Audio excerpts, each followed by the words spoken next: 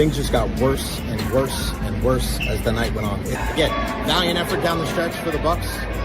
Just too little, too late. Let's go down and let's see what Coach Fletch and the rest of the crew has to say. As always, go Bulls. So let's head into the locker room right now and see what the guys have to say about that one. Wow. Where do the Buccaneers go from here? What an incredible atmosphere. What a good win for the Tampa Bay Lightning. They snapped a 7-game winning streak. How we feeling, Bucs Nation? It's time to party, baby.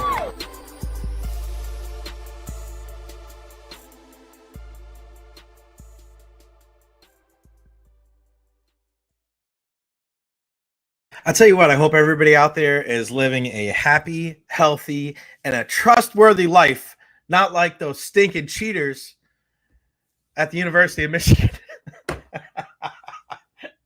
Oh my God, bro, this is so funny.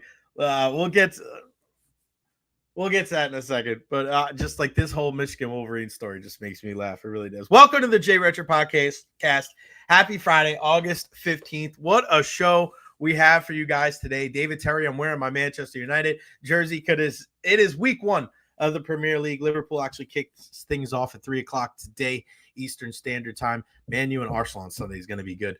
We'll talk about that a little bit later on in the program. What a weekend in sports, but what a guest list we have today. The Sage, the one and only Ira Kaufman, joins us at 12:15 today. Joe Bucs fan. He's been covering this team as long as anybody. We'll talk all things Bucs with Ira at 12:15 today. 1 o'clock, the man, the myth, the legend, Titus O'Neil, Thaddeus Bullard will join us on the program to talk about King's Court, his new TV show on Bravo, and also everything that's going on with the Bullard Family Foundation. Tim Benz, our pal up in Pittsburgh, joins us at 1:30 to discuss going back what he saw yesterday in practice between the Buccaneers and the Steelers, and also the preseason matchup tomorrow night between those two teams up there in Pittsburgh. Follow me on all social media platforms, Facebook, YouTube, Twitter, Twitch, TikTok, Instagram. Like and subscribe on YouTube as well.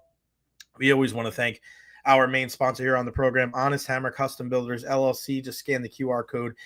They'll take you right there. Gives you all their information. 813-244-0956 for all your commercial and residential needs. Just tell them that you heard it right here on the Recher podcast, and you can get a discount on the work that you need done. A big thank you to Jeff Taylor, and look at DT, David Terry, starting the day off on a high note with the Super Chat, guys. Every single Super Chat helps. That's how you're going to help keep this podcast rolling. Every little bit helps. $1, $2, $5, $10, $20, whatever you can do to help us here on the program, like DT, helping us out a ton. Thank you, my friend. Also, I need everybody to kill that like button. Smash that damn thing. David Terry, smash that like button. Keep that train rolling. Excited for the Premier League to start. Emma Terry, YNWA. You'll never walk alone. Listen, it's hard. It's going to be hard to. I've mocked that song for so long, right? Just because, and I'm not mocking it, but it's just, I'm a Man U fan. But especially from what happened in the offseason with Diogo Jota losing his life, he and his brother Andre.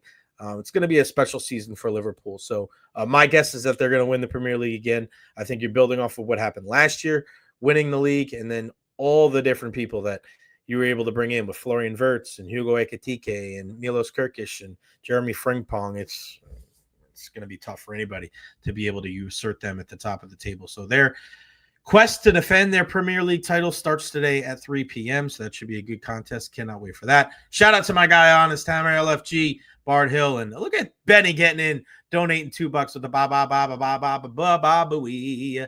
Yeah, so great stuff there. Again, I mentioned the guests. We just saw the news, right, about Michigan. This whole story is just hilarious to me, right? The NCAA's committee, and this has just come out about 11 o'clock today, NCAA's Committee on Infractions ruled on the University of Michigan's advanced scouting case on Friday, with the school facing a series of fines that could eclipse $30 million. The Wolverines avoided punitive penalties such as a postseason ban of the vacating of victories, including the national championship in 2023. The NCAA also ruled an additional game suspension for head coach Ron Moore, which will be served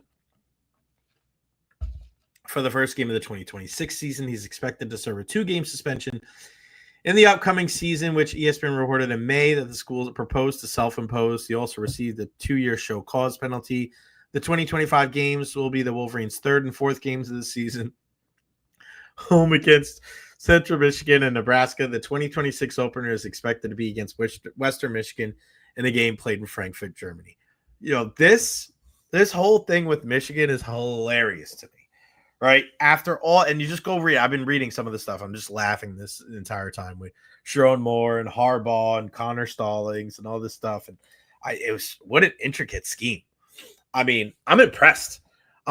Like, they went above and beyond. This was some real covert, like, double spy movie. Like, they should do like a real movie, but like make it like a comedy, because this shit is hilarious to me. And then people are acting like, oh, this tarnishes their reputation and this is going to put an asterisk on the championship. No, it's not. Nobody's going to care. They didn't take it away from them, right? There's no taking away the championship. There was no postseason ban. Jim Harbaugh's in LA. He don't give a shit. He gone. He got a show cause penalty too. What does he care? He's gone. You think any Wolverines fans care about what happened today? They don't care. I don't either. The NCAA is a freaking joke. They are an absolute joke. And this type of thing, what do you expect? Nobody respects the NCAA. Nobody. They're a laughing stock. You're able to do all this stuff, and then you penalize these guys for $20 million. It could go up to 30. Bro, you're telling me that these big-time schools, they wouldn't pay 20, 25 million to get a national championship? You're crazy. How long was Michigan waiting for one? Come on. No reservation, no hesitation. Would they do it again in a heartbeat? You think there's any regret coming from the Wolverines in Ann Arbor? That ain't happening. Not at all. It's so funny. Like, winning does make a lot of people feel better about whatever it took to get there. We say this about, I know it's a different case, but a guy like Antonio Brown. Yeah, it sucked, right? The way it ended. And it's like, he's not the greatest human being in the world. We've known that, I think, before and after. But is anybody in the Tampa Bay area saying, man, I really, we could have done without AB? No, he helped you win a Super Bowl. So if you think all the stuff you put out on social media, if you're one of those people that are like, this is going to change how people view Michigan's championship forever. No, it's not. You may want it to, but it has nothing to do with it. I don't care. They won. So yeah, all right. You went out there and you put together this elaborate scheme, but the guys out there on the field still had to go out there and put the ball in the end zone. The guys out there still had to stop the other team from doing whatever they were doing on offense. Could it have helped them? Yeah, it probably did. But there's a lot of different things that happen. There's sign stealing happens all over the place. You saw it with the Houston Astros. Nobody took their World Series away. You think Houston's apologizing for it now? No. When these guys go into the Hall of Fame, are going to be like, yeah, well, they won a championship, but they were banging on trash cans. No, they don't care. Nobody cares. Time heals all wounds when it comes to stuff like that. So these kind of it's probably one of the most elaborate slaps on the wrist that we've seen maybe in sports. Well, we're going to do this and we're going to do that, but we're not going to, no postseason ban because those guys aren't here anymore and it's going to be unfair. I mean, for years, teams have had to undergo postseason bans because of things that had nothing to do with those guys, but the people that came before them, whether it was players and coaching staffs. This whole Michigan thing that's like, well, now it's, it's not really, we can't, even though the head coach was involved. That's hilarious to me. You'll have situations where we've seen this in college sports where the coaching staff will be gone, the players will be gone, and you'll look back and then it'll be years later. Nobody will be involved, but it's like, well, you have to pay for the transgressions of your predecessors. So you're going to be suspended from postseason play for 2 years. The head coach of Michigan right now, and I already said he's getting suspended, he was involved. He was involved. And they're like, no, we can't really penalize Michigan for that. No, can't do it. they shouldn't be penalized for those people just a couple of years ago. Like, this shit is funny, man. The NCAA is like those parents that are parenting for the first time and just making shit up as they go along. We're going to care about that. There. We're going to care about that thing. Suspended. Boom. Suspended. You're suspended. Precedent? No. What's precedent? They don't even know how to. The NCAA doesn't even know how to spell the word precedent. So what the hell do they care? It's a joke. It always has been a joke. It forever will be a joke. Listen, Michigan, again, if they say that you have an opportunity to go back and do it all over again, would you? Connor Stallings, Harbaugh, Sharon Moore, every single Michigan fan out there, the fighting Nick Wises, would they do it again? 1,000%. Not even close. Not even close. Why the hell wouldn't you? This is a small fraction of any type of punishment. And it ain't taking money out of your pocket, so what the hell do you care if you're a Michigan fan? Shout out to Greg DeCruz down there in Costa Rica for Ira. Happy belated birthday. Buy a coconut donut, and I'll see you in December. Yes, Ira's birthday earlier this week. Jamabola! What's up, Jay? Been drilling down on Ted Lasso.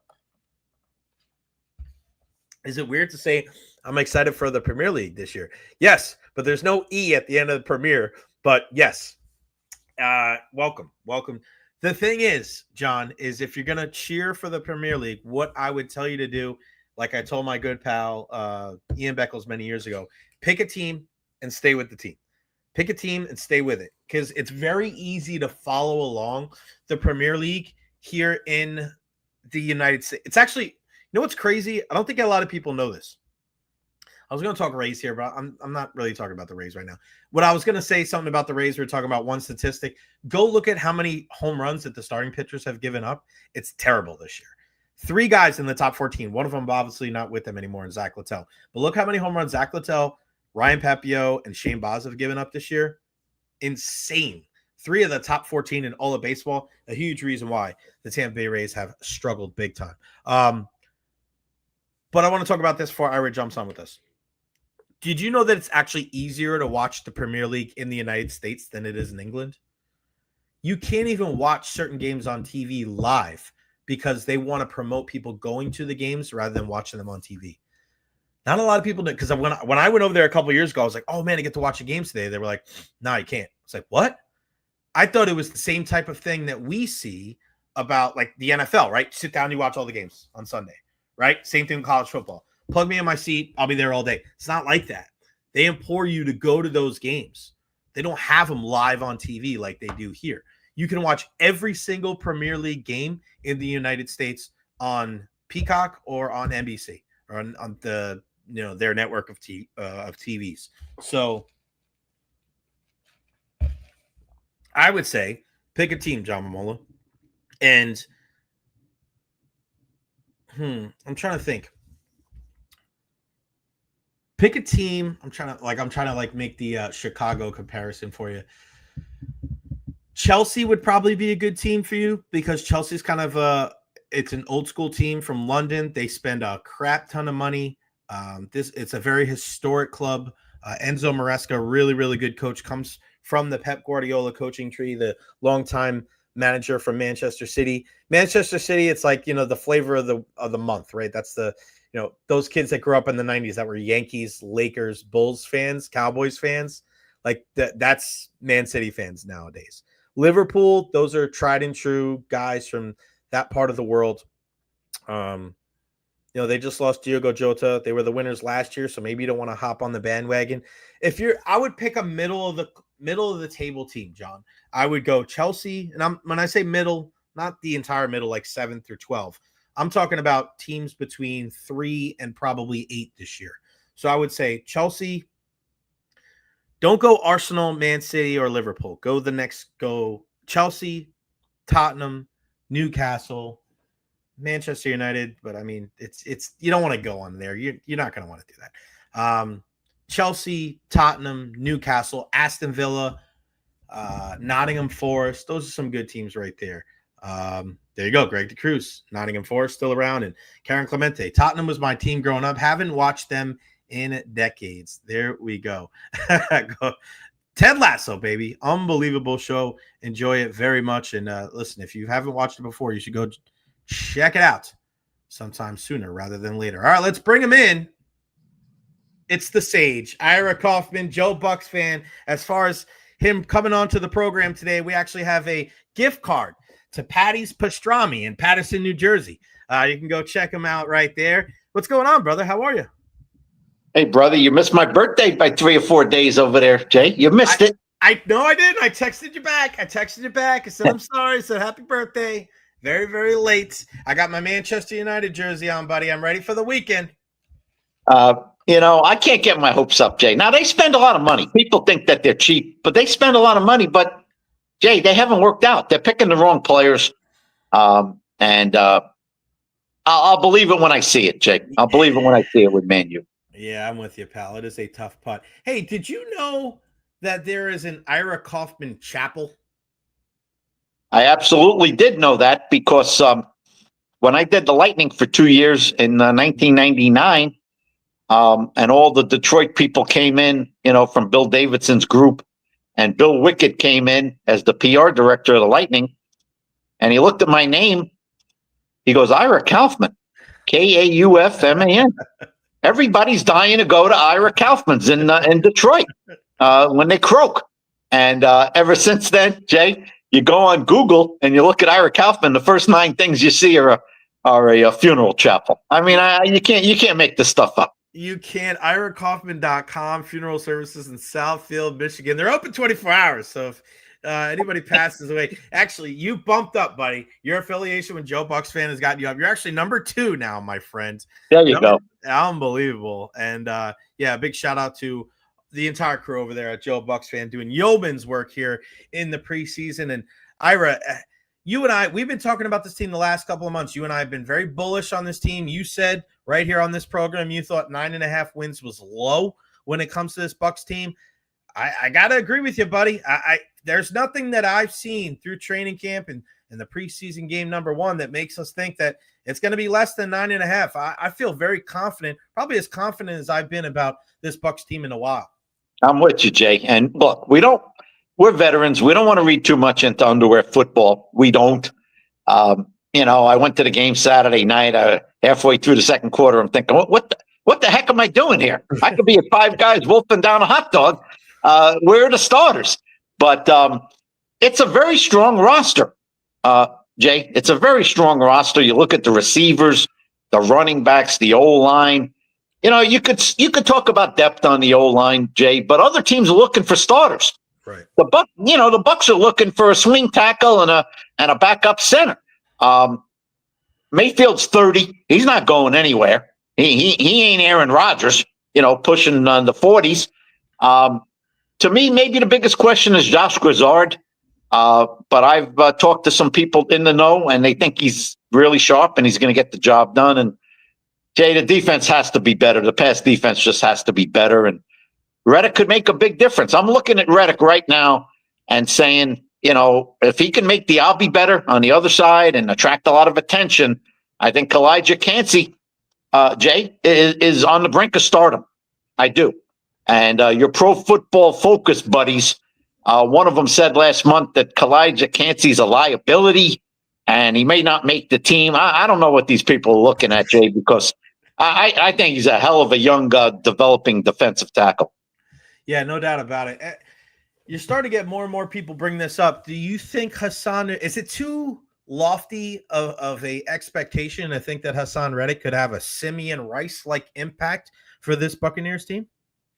I think he can make everybody around him better, including the secondary. I'm looking at 2 guys. I'm looking at Reddick, who, Jay, let's be honest, I don't think he's going to be a Buck past this season, because if he has a big year, if he gets the 13 sacks, he's going to want to cash in. And I'm not sure, the Bucs will match. All it takes is one team giving him crazy money. But I'm looking at Reddick. I'm looking at Winfield, Jay. I'm looking at Winfield, and I don't know about you. I think it's not fair to hold him to 2023 standards when he had like a Rondé Barber season, Rondé in his prime. You can't expect that. But last year he gave the Bucs very little, Jay, very little. And I don't know if he was ever really healthy last year. So I think those guys can make a huge difference on this defense. You bring up a great point with Antoine Winfield Jr. because we talk a lot about ceilings and floors when it comes to players. The highest ceiling on this team we know is Tristan Wirfs. I mean, you're talking about a guy that he's one of these days you're going to have to make an argument for the guy. Probably not. He might be one of those guys if the trajectory stays the way it is. All you're going to have to do is stand up in front of your brethren and say, Tristan Wirfs, and then you can sit your happy butt on the ground. There you go. But Antoine Winfield Jr. is another one of those guys, Ira, where, okay, maybe he doesn't get back to 2023 standards, but if he's 85% of that, like his ceiling is so high because of what he can do, sacks, interceptions, and there's just the game-changing type of, mindset that he has. He comes up with these big plays. I think incrementally better on defense. You get 2% better here, 2% better there. Ira, how does this team not win the division, right? Like, obviously injuries, but man, defensively, there was so much room to grow, and they still won the division last year. Jay, you were talking about Winfield, and people forget this, but during the championship run in 2020, he made the biggest play, in my opinion, of the postseason. He forced a fumble from Jared Cook, and New Orleans was already up 7 points and driving in the middle of the third quarter, and they crossed midfield and looked like they were going to be at least up 10, if not 14. And I don't know if the Bucs win this game. If Winfield doesn't force that fumble, I think Devin White picked it up, and the game totally turned around. So, Jay, you're right. He's got a knack for making big plays. Look, the division's going to be better. We say it every year, Jay, but is it really? I mean, the Saints, Jay, that's a bad team. That's just they're getting old. The Saints are really getting old. I know they got a new coach. Carolina, I think Canales did a good job last year, but they got a long way to go. And Jay, you look at the other three teams, Penix, Bryce Young, probably a rookie in New Orleans, and the Bucs got Mayfield. I mean, that is a huge advantage under center in the division. I think the other big advantage is Todd Bowles, and it's just the guy that I feel like has gotten better, Ira. And you and I have spoken a lot about him and how people have viewed him over the years and just the adaptations that he's made since being the head coach with the Jets, right? And understanding, like, I got to change some of my staff. I got to be a little bit more lenient, and I got to make sure that I'm bringing people in to help me manage the clock. I mean, what have you seen as far as the growth from Todd Bowles as the guy that originally took over from Bruce Arians until now? I think, Jay, he continues to understand that he doesn't know it all. He doesn't know it all. His ego's not crazy. It's not crazy. And that rubs off on the guys in the locker room. He wasn't afraid to dump Byron Leftwich, who was Arians' guy, and he's Arians' guy. But now this is his team. This is Bowles' team, not Arians' team. And he realizes that. And, Jay, he wasn't afraid to bring in this guy from Jacksonville, who's, going to help him on situations, what to do on 4th and 2, when to throw the flag, the bag. And he realized, that wasn't a strength of his down the stretch. He had too many voices in his head. And, going back to that Detroit playoff game, Jay, when the Lions, nobody knew what the heck the Lions were doing at the end of the game. But, Bowles thought it was over, and then he didn't make an adjustment in the heat of the moment. And I think that really rubbed Buck fans the wrong way. You and I have talked about it. For whatever reason, he has not won over Buck Nation. He's got a lot of skeptics out there. But I think he's going to win 11 games this year, and that'll make, Jay, 3 straight years where he's won more games than the year before. That doesn't sound like a lot, but that doesn't happen a lot in the NFL. It doesn't. No, it doesn't. And one guy that seems to keep getting better and better is Mike Evans. And I'm at practice the other day, and I go, how is he still the best player out here? This isn't one of those things where, like, oh, he's a guy that's like the lone shining star on a bad team. It's not like, oh, he has one great catch of practice, and it's like, wow, a flash of brilliance from a guy that's on the downside of his career. Ira, he's still like performing at such a high level. It's amazing to me. A guy like Mike Evans could still be this good, and he's destined for Canton, but I think he's in line for yet another big year. Yeah, he has tremendous pride in his performance. He's beloved in the community. The first player that Jason Light ever drafted, Jay, number 1. So remember when McKay started in 95, Jay, he got the title of general manager. And right off the bat, he drafts Sapp and Brooks in the first round. Moves up to get Brooks back into the end of the first round. So he drafts 2 Hall of Famers right off the bat, Jay, and it looks like Light did the same thing with Mike Evans. Now, you're not going to like this, Mr. Recher. You're not going to like it, but that's part of my job on this podcast. A lot of Buck fans, Jay, I think the majority of them, they think that Evans is one of these guys that you say his name and you sit down and he's a first ballot Hall of Famer. Not so fast, Jay. Not so fast. Okay. Am I saying he's not going to get a gold jacket? No, I'm not saying that. But first ballot, Jay, Marvin Harrison, who I think is a fair comparison to Mike Evans in terms of their touchdowns. And that's another thing Evans has going for him besides the streak is the touchdowns. It's a big total. It's over 100. And he might play another 2 years. Marvin Harrison got in on the 3rd year. Nobody said anything about it, Jake. Nobody said Harrison got screwed, this and that. So, look, Evans doesn't have the All Pros. He doesn't have it, Jay. And so that means maybe you weren't considered one of the top 2, 3, 4 receivers in a given year. He's a Hall of Famer. There's no question about it. But this thing about say his name and sit down, no, he's not at that level, Jay. And a guy that's eligible this year, in 2026 is Larry Fitzgerald. Jay, I don't know how you feel about Larry Fitzgerald, but I've got him a notch ahead of Evans. A notch. Yeah, it's tough too because I'm with you. I look at things, and over the years, I've kind of looked at it's almost like 3 All Pros and 5 or 6 Pro Bowls is kind of like that benchmark, right? If you don't get there, it's going to be awfully tough. The guys that are surefire first ballot are guys that are way past that.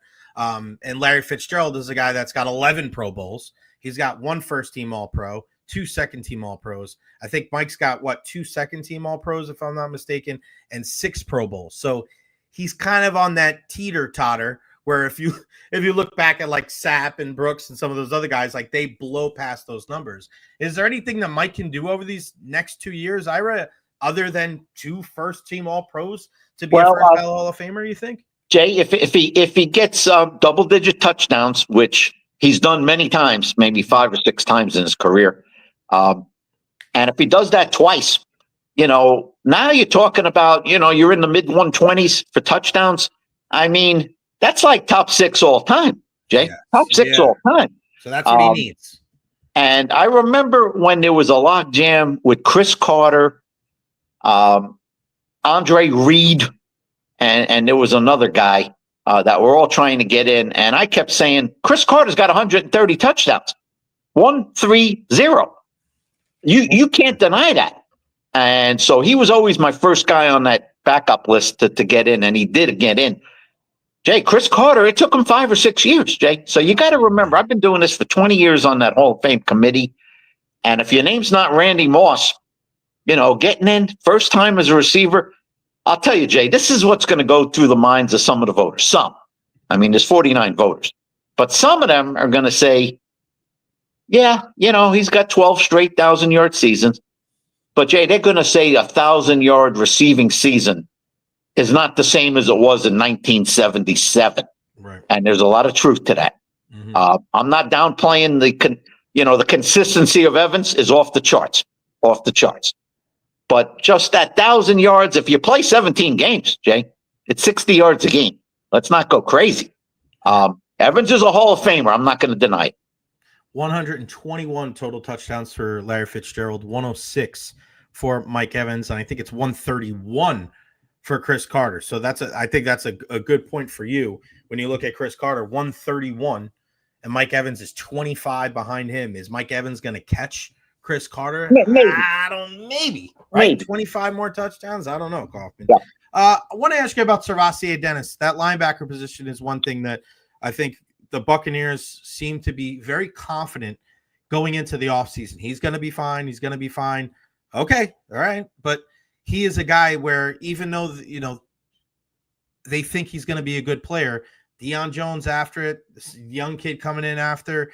What's your feeling on SirVocea Dennis on what his impact can be for that Bucs defense? I like what I see, Jay. Mm-hmm. I like what I see.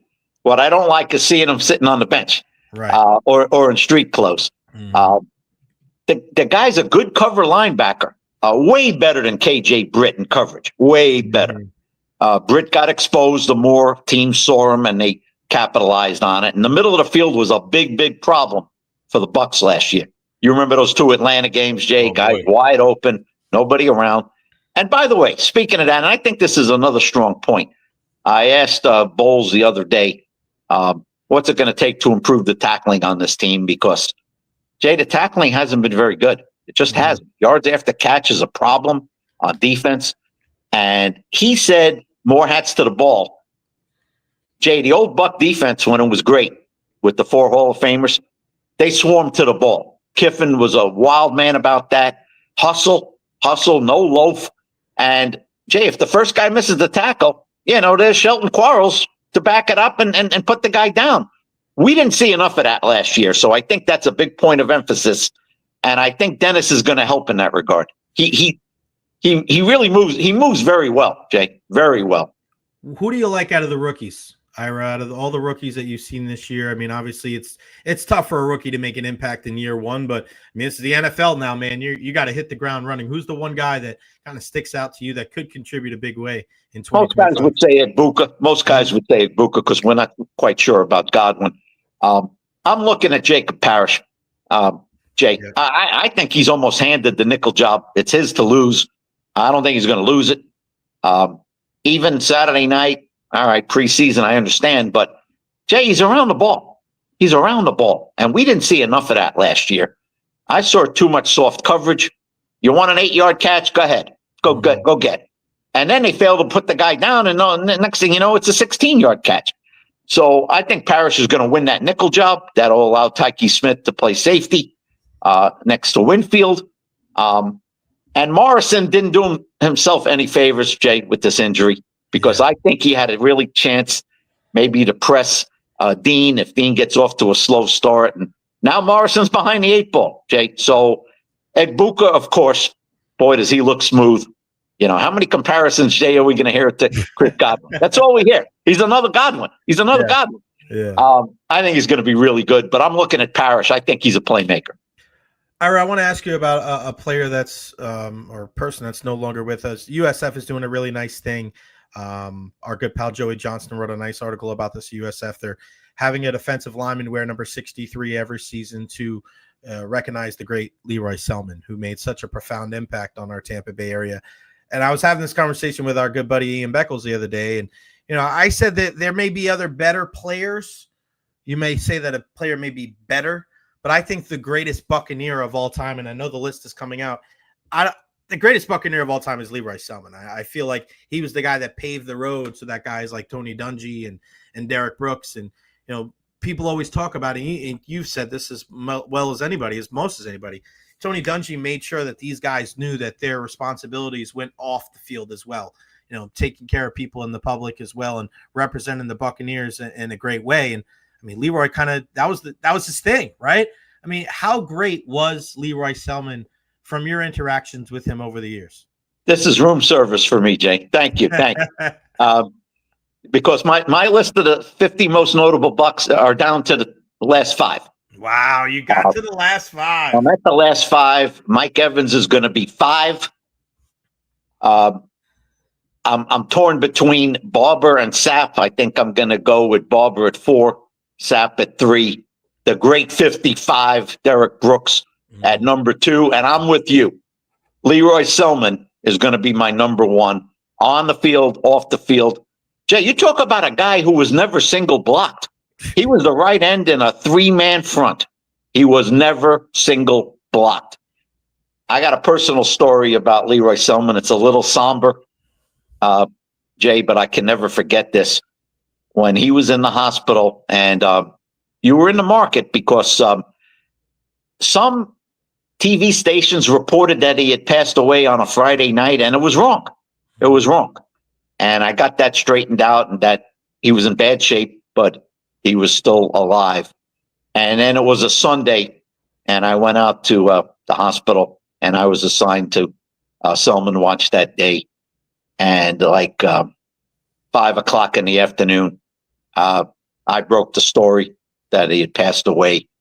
And the person that confirmed it Jay, she's gone now, so I can reveal my source. Gay Culverhouse. Wow. Gay Culverhouse, who was very involved with former Bucs. She got very involved with CTE that could be affecting former. But anyway, she was very close to the Selman family, and she confirmed with me. And I went on the air with FLA right then and there at 6:00 out in the parking lot. And it was a somber moment. I called Doug Williams, and he already knew about it. He confirmed it. What a loss for the Tampa Bay community, Jay. And so I'm going with Selman at number one, the greatest Buck of all time, and I make no regrets about it. I'm with you, buddy, 100%. And it's just, I got a chance to meet him one time before I was ever in the media, and it was when I was at his restaurant. He came over and he was like, who are you guys? And we were like, hey, we're just like a local baseball facility. We're coaching baseball in the Tampa Bay area. And he thought it was the coolest thing that a bunch of baseball coaches were there for lunch, and he was just so happy. He's like, please come back.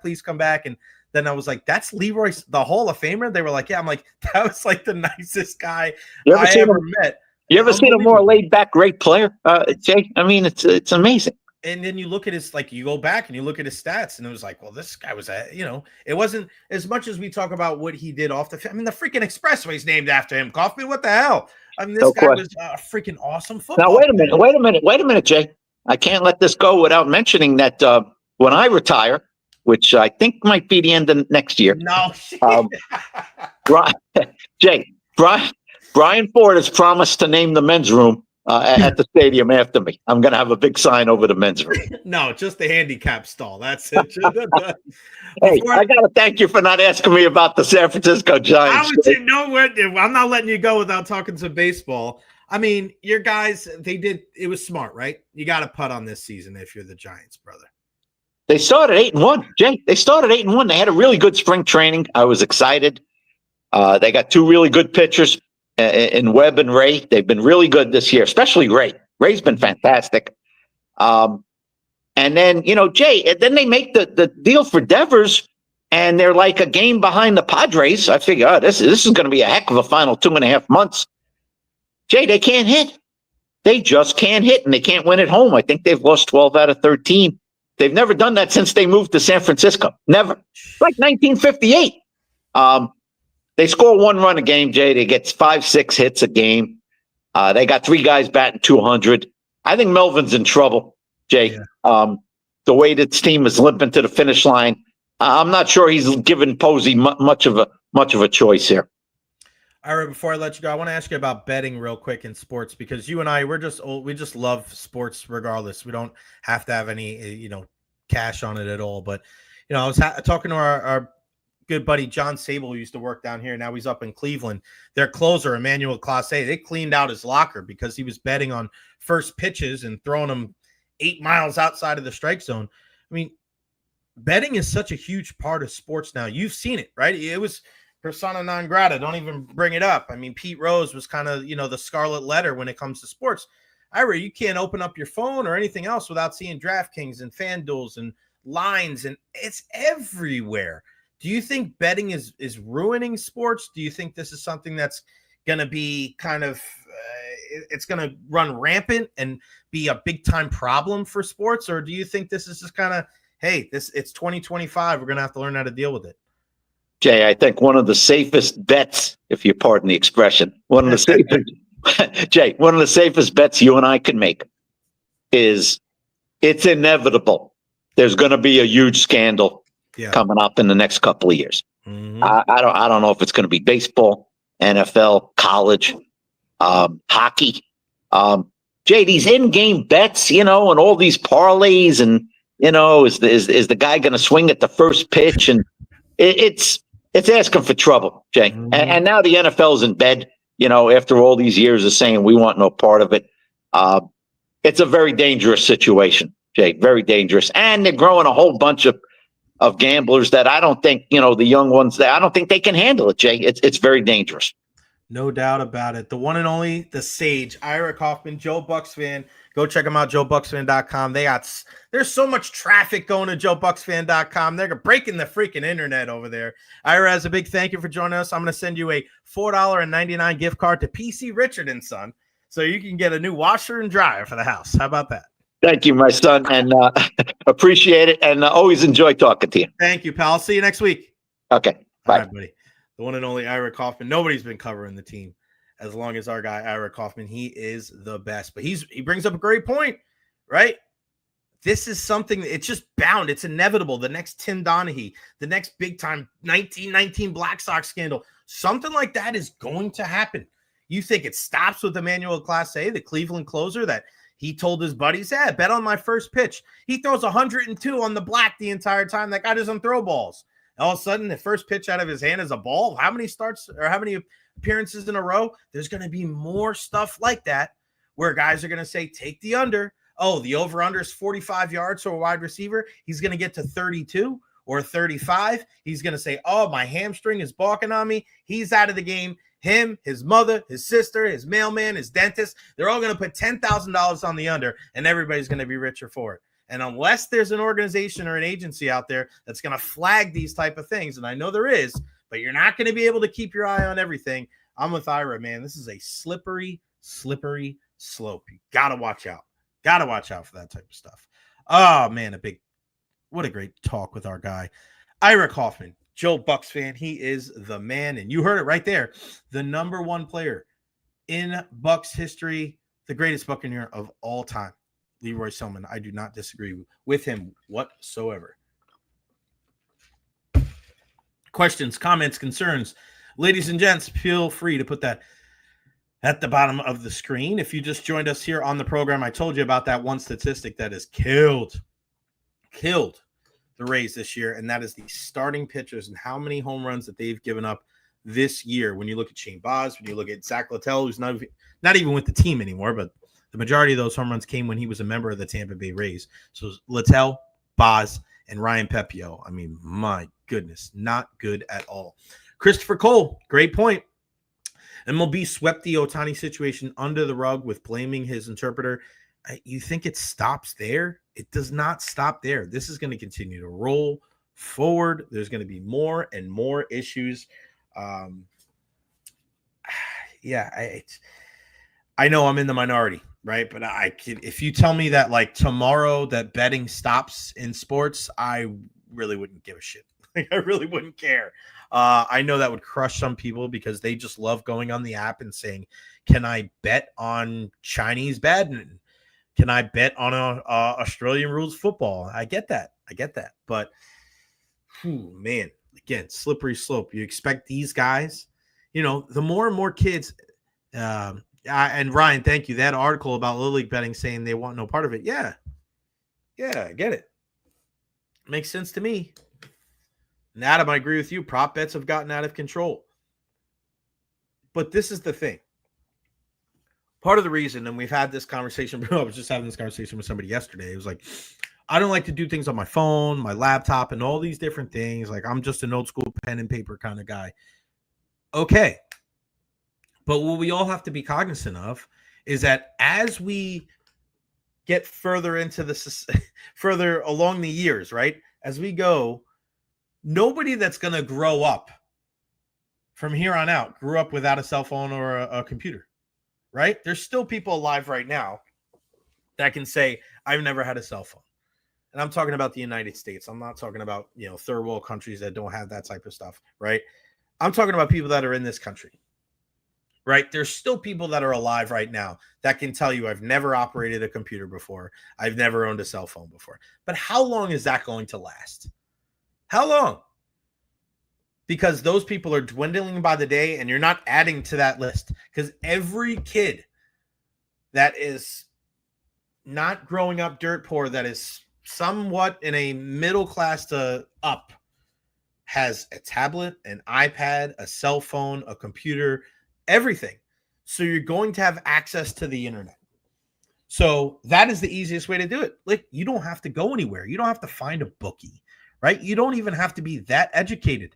You could just open up your phone and you can open up the Hard Rock Bet app. You can open up DraftKings or FanDuel or Underdog or all these different apps that you have on your phone. It is so Prize Picks. Everything's so easily accessible. Right now, you link it to your bank account, you put some bets in, and then you go from there. It's that simple. It is not rocket science. So the opportunities for these people to be able to do this, and you could say, oh, they're professional athletes, they should know better. They're human beings. At the end of the day, they are human beings. They're going to make just as many mistakes as everybody else. David Terry, Pete Rose rolled over in his grave after the Ohtani scandal. Some people bet to make a living and they know how to do it, right? Yeah, I don't disagree with that, Chris. Not at all. But we're not talking about those kind of people. We're talking about those people that abuse it. We're talking about those type of people that are professional athletes, right? And they're going to dictate the outcome of a game in that way, in that form, or in that fashion. And for those that are talking about Pete Rose and they say, well, he never bet against his team. Yeah, okay. That could be true. But at the end of the day, when you're a manager, your goal is not just to coach for that day. You're coaching for the entire season. So if you know that you put 20 grand on this game today, but you didn't bet on the game tomorrow, you might throw a reliever for the third straight day. Right? You may play a guy that may be banged up. You're like, hey, just give me one at bat. He might get hurt for the next couple of games. Is that better for the long term for the team? No. That's something you have to be cognizant of as a manager over a full 162 game season. But if you're betting on your team and you have 20 grand on the game today, but nothing tomorrow, then you're not managing the same way. So that's why for those people that are saying, oh, I didn't see anything wrong with it because he didn't bet against his team, that's not the entire story. Right. I think when it comes to the whole Pete Rose thing, the fact that it's like, oh yeah, now after he passes, now they want to act like, oh, it's all good. And, we're lifting the ban, blah, blah. Get real, get bent. You're just doing that kind of thing to save face. That's it. Because now they can say, look, he served his time. Yeah, well, he's not here anymore. And when you're gone, then there's no like, all right, well, you can enjoy the fruits of your labor afterwards. And I thought it was incredibly hypocritical that if you go to the Hall of Fame, you may not see Pete Rose's bust there with the rest of the Hall of Famers. But I remember going there, and the first thing, as soon as you walk in, when you open that freaking door, is a huge cutout, a big old fat head of Charlie Hustle, head first slide with his hair flying and dirt flying out. He's still there. So it's not like you banished him from history. You just didn't want him to take his place among the other great players in the game. And that's your prerogative, but don't sit there and act like people don't think it's a double standard, because it certainly is. A big weekend ahead when it comes to sports, and plenty to watch. Of course, when you look at what is going on, we'll start in the NFL. When you look at all of these matchups over the next couple of days for the preseason, and there's a couple of games tonight. The Atlanta Falcons are hosting the Tennessee Titans, and then Seattle hosting the Kansas City Chiefs, and then tomorrow a big time slate: Green Bay and Indianapolis, Cleveland, Philly, New England, Minnesota, and of course a bunch of other games. But the game that we'll be keeping a close eye on: Tampa Bay Buccaneers up in Pittsburgh to take on the Steelers. A 7:00 kick. Cannot wait for that. We had Aaron Guillen, Tampa Bay Rowdies captain, on with us yesterday. The boys will be in action at 9:00 tomorrow night at Al Lang. Their first game back in what seems like forever there in St. Pete. I will be there, so make sure if you guys go out there to support our Rowdies, listen, that's what I'm going to do. Go watch the game for a little bit, the Bucs game, and then after first half or something, come on out to the Rowdies game at 9:00. It's a late start. Come check them out against Phoenix Rising SC. It is original era night, recognizing the era that started it all for our Tampa Bay Rowdies. Again, 9:00. Go get all of your information. Go get your tickets. Rowdiessoccer.com. UFC 319 tomorrow night as well. Let's take a look at the card. I mean, it starts at the top, right? It starts at the top, and it's the middleweight title fight between Dricus du Plessis and Khamzat Chimaev. Khamzat is that guy. It's almost like when you look at Khamzat, and this is from the United Center there in Chicago, and I heard that CM Punk actually might be there. That should be fun. So for Khamzat, this is a guy, and it's almost like the Sugar Sean O'Malley. People have wanted him to vie and to fight for the championship for a very long time, and he's finally going to get the opportunity to do so. We were wondering if it was going to be at 170 or 185. He actually clocked in at 183 today, which is interesting. usually guys are really struggling to make the weight, but he's at 183. So you wonder if there is going to be a little bit of a size disadvantage tomorrow with him and Dricus, because Dricus is a big dude, very muscular. Who's going to win that match? I mean, Khamzat is a guy that just mauls people.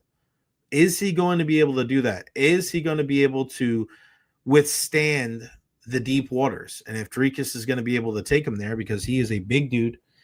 These guys are both 31 years old. The reach is actually, even though he's an inch shorter, DDP has the reach advantage. It feels weird saying DDP for him, because to me, DDP will always be Diamond Dallas Page. Bang. Not Dricus du Plessis. But this could be the time for Khamzat to really put his flag in the ground as one of the best all-around pound-for-pound fighters. Will he do it against Dricus? I'm going to say no. I think Dricus is going to be able to withstand the barrage, take Khamzat into deep waters. I'm going to stick with the champ in this one. Aaron Pico and Lerone Murphy will be a good one. Jeff Neal and Carlos Paredes, two veterans. That's the one to really keep an eye on. And then the last two, well, they'll be the first two, actually, for the man, you look down. Oh, no way. Okay. So Alibi and Joseph Morales. So the first fight on this entire card will be the finale for the Ultimate Fighter. And I watched the Ultimate Fighter season 20 this year with Daniel Cormier and Chael Sonnen. It's been fantastic. And this is going to be a really good matchup between Joseph Morales and Alibi Adiris. And Alibi is a guy from Kazakhstan, 10-0 in his professional career.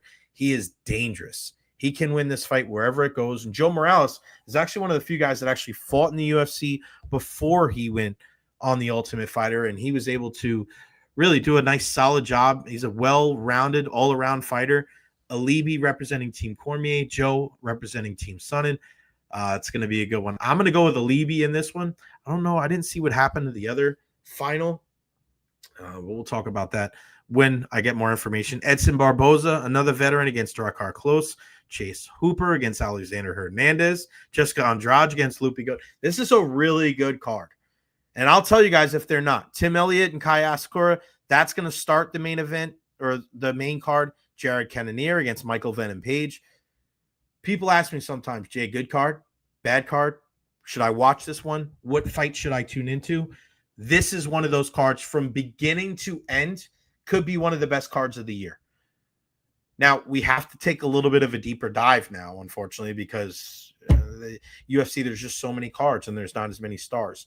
And people have always asked, like, what cards are the ones to keep an eye on? This is the one, UFC 319, tomorrow night at the United Center. Thank me later. Real quick, before we get to everything else, make sure you guys check out my friends over at The Honest Hammer, thehonesthammer.com.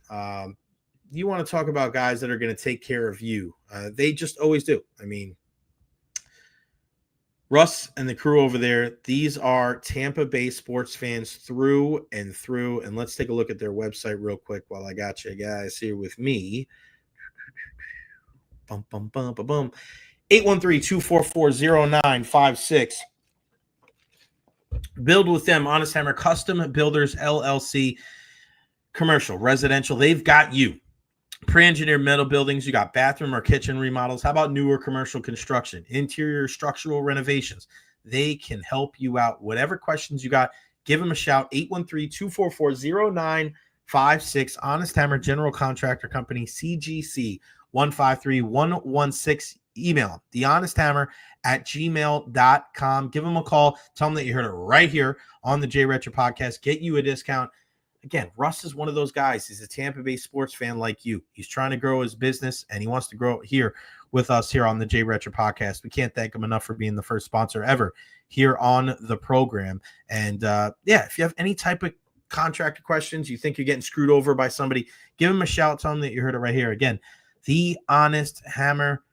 Check them out today. Really, really good people. 813-244-0956. Just scan the QR code and tell them that you heard it right here on the Jay Recher podcast.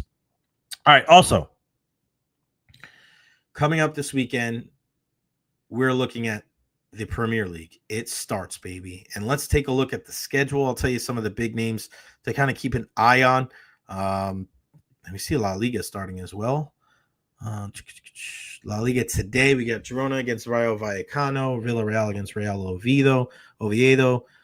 Today, Premier League starts. Liverpool, they're hosting. They're a minus 340 favorite against AFC Bournemouth. That's a match that Liverpool should certainly win. Then when you look at tomorrow, La Liga, Mallorca against Barcelona. That'll be on ESPN2 at 1:30. German Super Cup action on ESPN Plus. Stuttgart against Bayern Munich. But we're looking at the Premier League. Aston Villa and Newcastle should be a good one from Villa Park. Brighton and Hove and Fulham. Sunderland, as they make their trek back to the Premier League. They were one of the promoted teams. They host West Ham. Tottenham Hotspurs. Spurs. They host Burnley at Tottenham Hotspur Stadium. And then the Wolves and Manchester City from the Molineux at 12:30. And then Sunday, the big match at 11:30, Manchester United.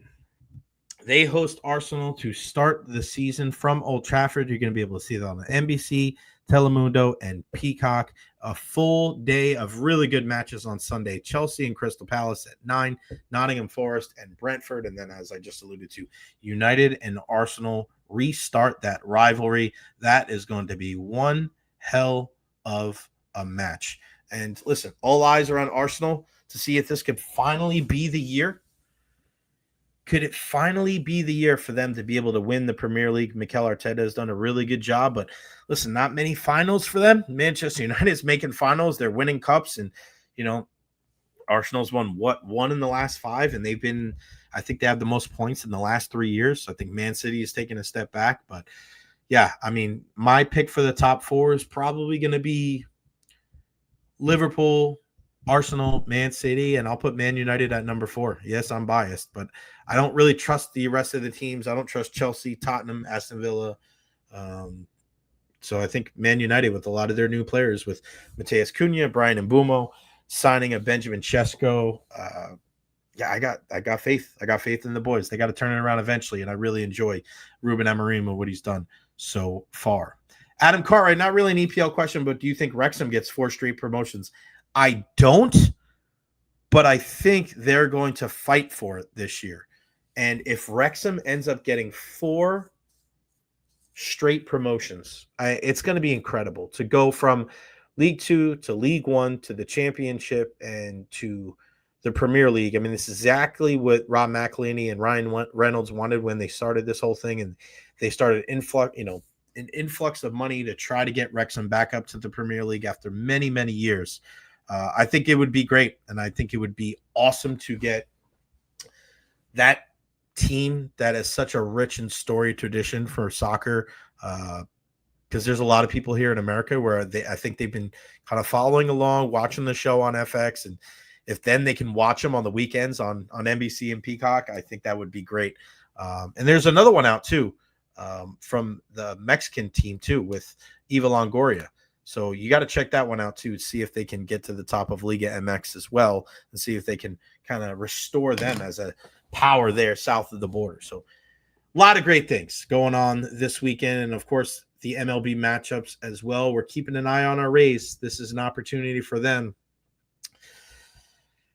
I don't know, man. I know there's some people that are possibly holding out hope. There's just so many teams that are above them. They're sitting at 4 games under 500. Could they go on a run? I mean, 122 games played. They got 40 left. They're going to have to go on a 25 to 15 run. I don't see that happening. And that might not even be good enough. They might have to do more than that. They might have to go on a 30-10 run. And judged by what we've seen, that nice winning streak that they had a couple of months ago, that is more of the aberration. That is more of the exception to the rule rather than the style of play that we've seen. And I know Big Bob Seymour got called up, which I know a lot of people are very happy about that, but you're hoping, and it's the hope that kills you. Oh, they could, they would, they should. And, I mentioned it before, you look at the pitching. I mean, too many home runs given up by the starters and just kind of inconsistent. You got to be consistent if you want to be good, especially in baseball. It's 162 games. When you play that much, right, you can't have too many peaks and valleys. And when that happens, you're going to be on the outside looking in when it comes to postseason time. So it is what it is. I think they're going to fight to the end. They're certainly not going to give up. That's not their way. But just again, this looks like it's going to be yet another season where the postseason is going to start. There's 3 wild cards, and the Rays unfortunately don't get one of them. But this is going to be probably the biggest offseason in the history of the Tampa Bay Rays, because you're going to have to make the decision when it comes to Junior Caminero. You're also going to look at some new owners. What's the latest on the stadium? Because, listen, these other teams are getting better. These other teams, the advantages that the Rays had when it came to analytics and the way that they looked at the game and the openers and all these different shifts. Remember that? Opener shifts. Everybody looked at the Rays like, I can't believe you're doing that. Then I remember the Oakland A's, in their wild card game against the Yankees, they started with an opener. So, hey, you're looking at the Tampa Bay Rays as the biggest offseason in the history of the franchise coming up here in the offseason. They got to get these right. They got to get whatever questions they need to be answered. They need to get those. They need to answer them all right, not kind of. Who are you moving forward with when it comes to players, when it comes to coaches, when it comes to front office? Who's going to be the new owner? Where's that stadium going to be? And what are you going to do as far as commitment long-term to a guy like Junior Caminero? Are you going to make any splashes in free agency? Are these new owners going to be able to come in and be like, okay, our payroll is going to go up to $250? Is it ever going to be a Dodgers payroll, a Yankees payroll? Probably not. But can the Rays ever break out of being the little sisters of the poor? I sure as hell hope so. Sure as hell hope so. All right. We're going to bring him in. It's our guy, the one and only. You see him on TV every weekend. He is killing it on King's Court. It's the one and only Titus Bullard. What's going on, my man? How are you? Good, man. How are you? I'm good, man. I tell you what, the king of the Bay, Titus Bullard, a.k.a. Titus O'Neil, King's Court. Listen, man, I've been all over the show. Been watching it every single week. What is it like watching it back now after recording it? Well, for me, it's great. But just seeing the intricacies of everything that's going on with everybody else, it's been pretty interesting to see. Obviously, I lived through it. 24 hours in a home with 21 different women was definitely an experience. So you miss a lot of stuff, and you don't know what's being said behind the scenes. But it's very entertaining to see Tyson, see how they put together Tyson's journey and my journey as well. But I think also there's some depth to people to be able to see who I am as a person. And anyone that knows me personally, I'm proud to say that they can look at this show and they can say, oh, yeah, that's definitely Thaddeus. Yeah, no doubt about it. Like I watched the show and I've told so many people to watch it, and I'm just like, I'm proud to call you a friend. I love the way that you've handled about the entire thing, and I love the vulnerability, man, and the way that, you know, very early on with Dr. Schwann, and she was saying that, hey, like you calling her aggressive, it struck a nerve with her because of how, you know, black women in this country at times, it's, you know, if you're strong and assertive, you know, it's looked at it in a bad way. And the way that you weren't adverse to her saying that to you, and you were just like, hey, you were thankful, and you were like, hey, it's part of my journey to grow as a man. Like, that was really humbling as a friend. I'd be like, man, that was really cool, the way that you were able to take that from her. What was that like to hear that from her, knowing that, like, you were just trying to give her props because you said you liked it, like you liked her being aggressive and saying that she, you know, acting like she knew what she wanted. But when you heard that from her, what was that like, that interaction? Well, you know, the one thing I pointed out enough is that I said, I know you didn't mean any malicious intent behind what you were saying. Mm-hmm. And so knowing that there was no malicious intent behind it, but yet it still bothered her. For me, you know, saying it, you know, I was jokingly saying, and I probably misplaced the word, which was assertive. I love an assertive woman. I love a woman that, you know, makes it known what she wants. You know, I love assertive people in general, just because you usually know where you stand with those people. And, you know, being able to sit there and hear her and take in what it was that she was trying to convey to me, not just from a perspective of her own experience, but literally the experience of most African American women when it comes to how they, present themselves and when they are assertive or when they are standing up for themselves. And so it was definitely a moment for me to just take everything in, hear what she had to say, and really take accountability for how I made her feel by calling her that, and not making any excuses, not trying to move to the left or to the goalpost to the left or to the right, just going straight down the middle of accountability. And it was easy for me to do simply because I really didn't have any malicious intent by calling her aggressive when I was calling. Yeah, no doubt about it, man. And listen, it's eye opening because as much it is, a dating show, there's a lot of human like elements to it, right? Even just outside of dating, of just how you treat people, how you communicate with different people. And one thing that really stood out to me is, the friendship that you developed with Tyson and especially Carlos. I mean, I've seen Carlos, here in the Tampa Bay area. And as a kid that grew up, rooting for Duke, I just thought it was so cool that you guys were on the show together. What was that like, kind of building a friendship with those guys during the show? Yeah, it was instant chemistry between the three of us. Carlos and Tyson actually have known each other for well over 20 years. They both live in Miami.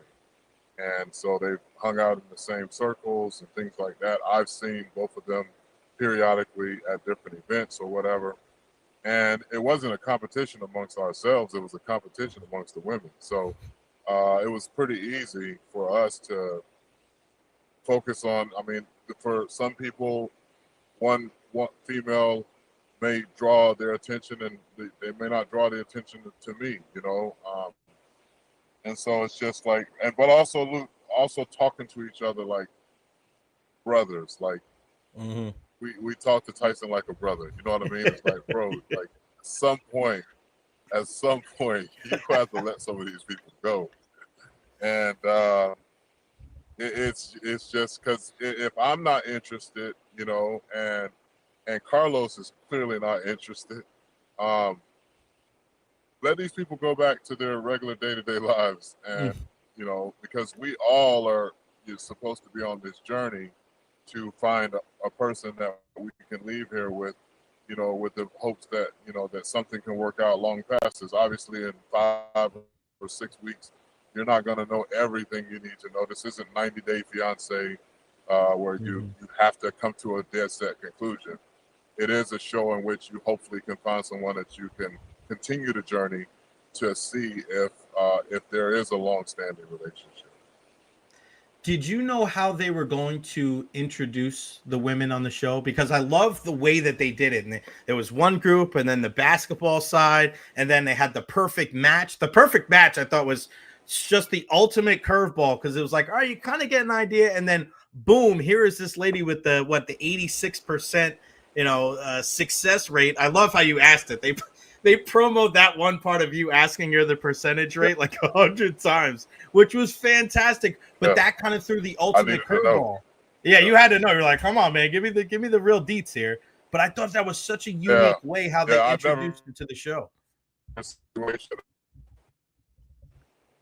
Yeah, so the first 3 episodes were basically an introduction of the Kings. So we tried to do things from a production standpoint of sending, of portraying whatever the background that each of us came from.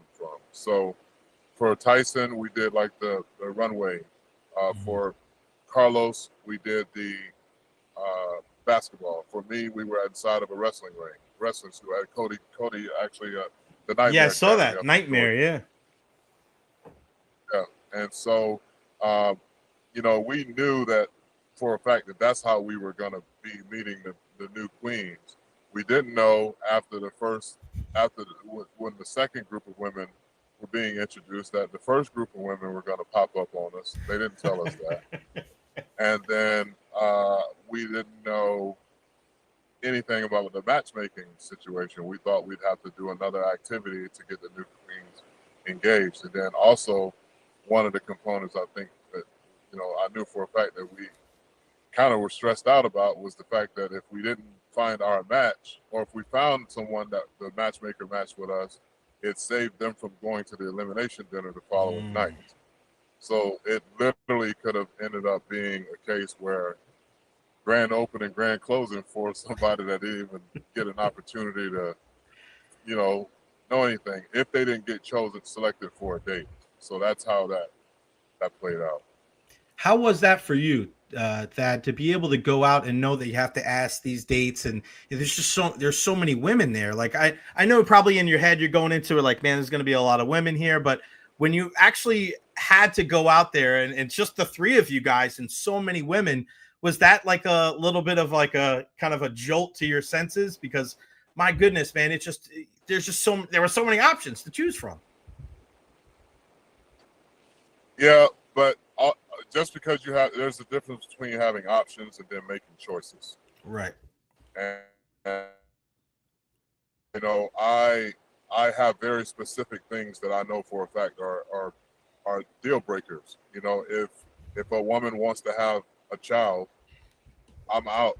I'm not having any more kids. So I can self-eliminate myself from them even having whether or not we need to find out if it's a match or not.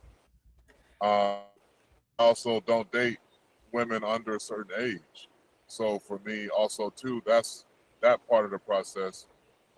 Me knowing going in, like these are things that I prefer. These are also things that the producers knew, the matchmaker knew, which here for them to probably dial into the likes and taste of having a variety of what Tyson would like. And then seeing if there would be a connection.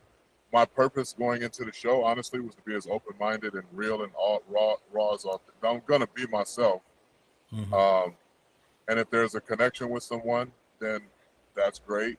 But if it's not, I'm gonna embrace the opportunity to at least learn more about who I am as a person, and continue the journey that I was on before I got onto the show, which was a transition from where I was a few years ago, where I was like, I think I told you when you were about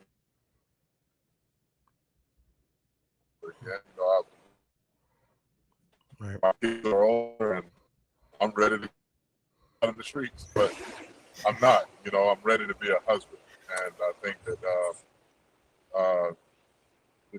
that that was depression and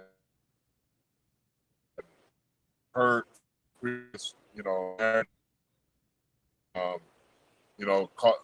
compounded with the trauma. Oh,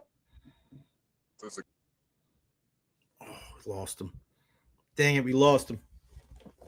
Man, it was some good stuff there from Thad. Hopefully we can get him back here. Man, what a show. And you guys got to check out the show. And we lost Thad. I think I lost you. Come back so I can. I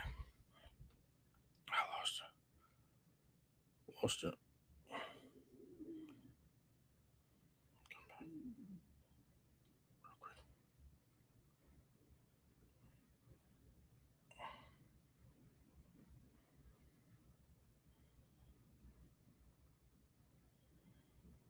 There we go.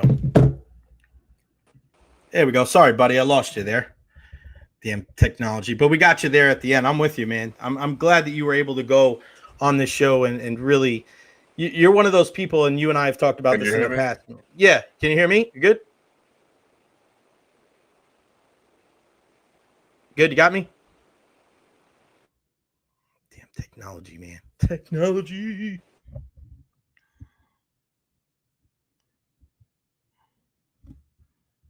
Hold on, buddy. You got me, Thad? There we go. Jay, can you hear me? I got you now, buddy. You got me? Hello.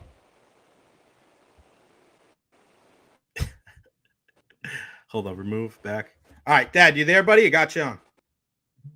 Ah, dang it. The freaking internet is wonky. Oh, it sucks, man, because this was so good. Such a good chat with Dad. All right. We'll wait. We'll try to get him back on one more time. That's the tough thing. Sometimes in the car, on the phone, sometimes it works pristine. It works fine. Other times, we just kind of battle through some of the issues of. We'll try one more time. There we go. Are you there, buddy? Got me? Can you hear me? Yep. Sorry about that. No, you're good, pal. You're good. You were just, yeah, you're just in a dead zone probably somewhere. But yeah, just again, 9 o'clock, everybody out there, Bravo. I mean, I've never tuned into Bravo as much in my entire life, but I'm definitely supporting my guy, Thaddeus Bullard and Carlos Boozer and Tyson Beckford. And man, it's just, you know, another thing I wanted to talk about too is I was joking around. I'm yelling first episode, the white woman, she gets knocked out first. I'm like, come on, Thad. I'm like, we got knocked. But what she didn't realize, and I was watching it with my roommate, and I'm telling him, I'm like, listen, you can't lie about things like that. Because me growing up where I grew up, where it's very multicultural, listen, if there's different backgrounds, you have to be honest and open from the rip, because you're going to encounter things, maybe not in the beginning, maybe not from your friends, maybe not from your family, but maybe when you go out in public, maybe when you have kids and you have to answer tough questions. To start out that type of just conversation and not be 100% honest, man, you don't know what type of thing you're going to be able to encounter in the future. So to act like you can just say something like that and it's okay. And I'm with you. Like I thought it was cool that she actually spoke up and really atoned for lying, because she could have just taken that lie with her until off the show. But man, that's not something, especially where she came from. You can't be lying. You can't lie about things like that, man. That's real talk. Yeah, I think a lot of times people neglect the fact that although we have made great advancements in the United States of America, we also have to, you know, be realistic to the history that was not too long ago, where a black man couldn't look a white woman in the face or whistle or get accused of whistle before being hung from a tree. Mm-hmm. And so, and many of those things happened in the South. And so I think it's a genuine question and a realistic question to ask for someone that truly is interested in loving someone for who they are, regardless of where they come from. And, you know, being transparent about, like, yeah, you know, when people say to me, oh, I don't see color. Well, that to me is kind of a slap in my face, because if you don't see color, then you don't see race. And when you don't see race, you don't see the issues that come along with being a specific race, not just black, but Hispanic or Asian, the stereotypes that come along with not being a white male or white female in the United States of America, the predisposed prejudice that happens. So, you know, for me, I just want people to be straight up and honest with who they are and what I'm going to be around. You know what I'm saying? Like, we have a whole old saying in the African-American community, when somebody's like, hey, man, we'd love to have you come over for dinner, the first question is, who all going to be there? You know, who all going to be over there?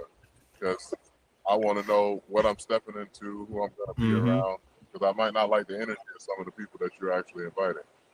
Yeah, no doubt about it. You said that too about whistling. Like, Emmett Till was 70 years ago. It was less than 100 years ago. So, I mean, to be cognizant of that is certainly something to you got to be aware of.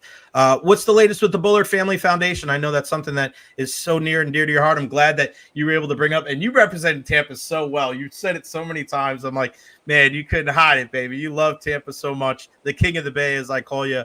What's the latest with the Bullard Family Foundation? I know you guys just had your big event. You've inspired me to get back into coaching. I want to talk about that in a second. But, man, you guys did another great event there at Ray J. What else is going on with the Bullard Family Foundation? Well, we're just, you know, locking in on a couple of partnerships. One, it will be with Mercy Chefs. We just signed an agreement with them where we'll be able to supply up to 60,000 hot meals to families throughout the Tampa Bay area. Some of them with our events, or through our events, but other times it'll be feeding teachers and feeding students and working with organizations that are near and dear to my heart, like the Boys and Girls Club and their after-school program. With so many things kind of being shaken up with the political climate that we're in right now, Resources are being, taken away from the most vulnerable families and people, in general. So being able to have these access to these meals where we can feed the elderly, those that are, close to losing their SNAP benefits, things like that.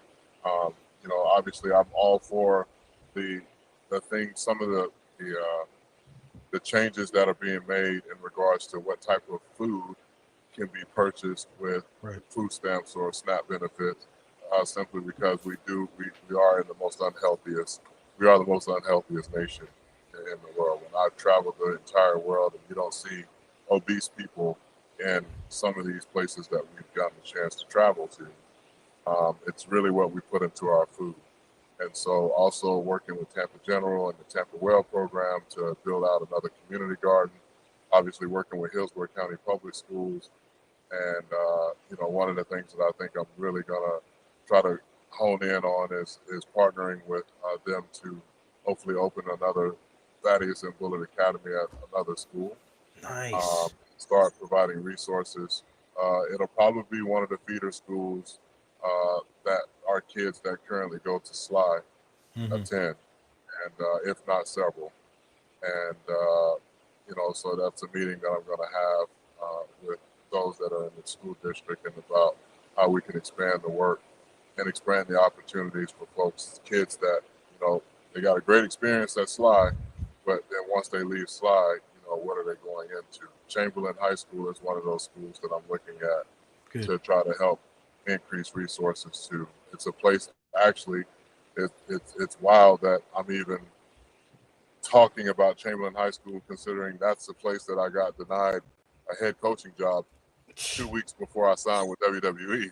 Wow. And now here it is, almost, 16, 17 years later, I'm getting ready to try to help rebuild and revamp things that are going on over there so that they can create this culture. Because there is a lot of pride of those that went to Chamberlain at one point. And while they, changed the mascot name, the pride that resides in a lot of the alumni that went there to that school is still there, and people still want to make something happen. And I think now is the time for me and the foundation to kind of spread our wings a little bit to see what we can do to support not only Chamberlain but Middleton, Hillsborough High School, and Tampa Bay Tech, because those are the schools that are feeding, or that our school, the kids are all going to those schools specifically. And then hopefully having an opportunity, we got a couple kids that left our school in the 8th grade and now that are at Tampa Bay Preparatory School. Had a great meeting with Kevin Plummer, who's head of school over at Tampa Prep. So trying to take some of the model of what Academy Prep has been able to do for years, getting kids that are in the poorest neighborhoods, giving them an opportunity to get a higher form of education with more time and more resources. And then they leave Academy Prep and they go into Berkeley Prep, or they go into Jesuit, or they go into Tampa Bay. So they're consistently in this pipeline to move them into a place of self-sufficiency when it comes to education and becoming those kids that are the first kids to graduate from high school, the first kids to go to college and become lawyers and doctors and everything else in between. So I know that, a lot of folks, they see some of the stuff that I do, but a lot of the stuff I'm happy that they don't know that I do, simply because I'm only one person and we can only do but so much. But that's why you have the ability to have great partnerships like the one that we have with Hillsborough County Public Schools, where if we want to help another school, it's really truly a partnership. It's me working with the school district, the school board, and saying how can we continue to enhance opportunities. Yeah, it's amazing. And I tell people about the book all the time, Wrestling with Fatherhood, my championship journey to my greatest title, Dad. There's no such thing as a bad kid. I put this out on social media a couple weeks ago. I had a kid that was having a really tough time in baseball, and he was trying out, and he was like freaking out.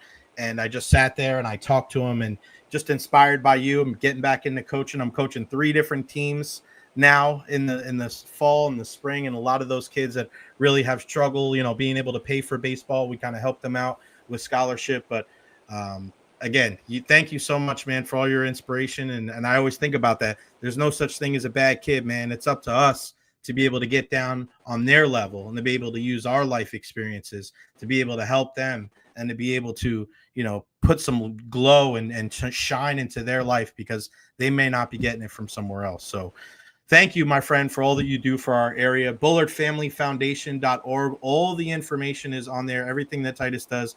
Bravo, 9:00 every Sunday, Kings Court. I saw the little tear coming out of your eye. I know. I can't wait to see where that tear is coming from. They definitely had to put that in the video, but it's going to be fun, man. So thank you so much for your time, man. I really do appreciate it. Continued success, and please keep me in the loop if I can help promote anything or help out in any capacity. I definitely will. Thank you, my brother.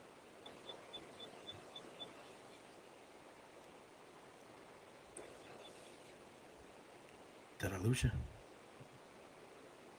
Good. Did I lose you?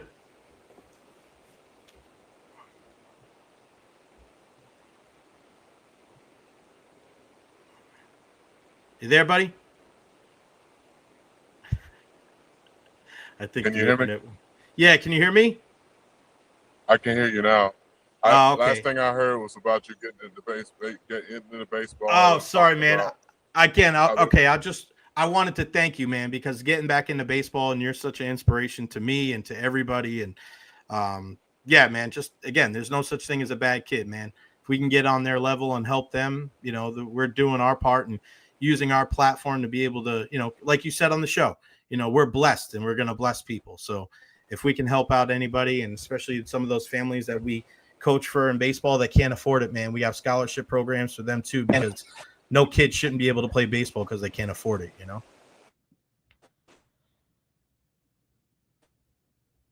the way it goes. Very proud of you, man. You're a friend as well. I told you before, it's like, hey, hey, man, I'm not able to do it at the level you're doing it, but this is what I'm doing. I was like, bro, any level that you're doing it at is a great level to be at, because for whatever you're doing, somebody else is not. So take pride in the fact that you're filling in the gap that without you being in space and without you taking it,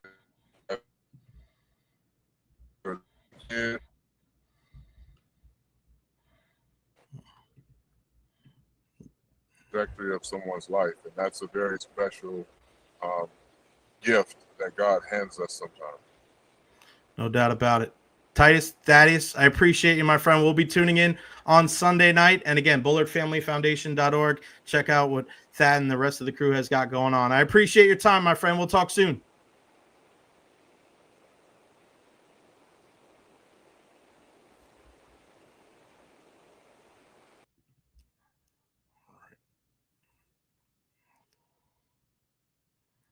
Man. Thank you, buddy. Jay, you there? Did we lose you? Yeah.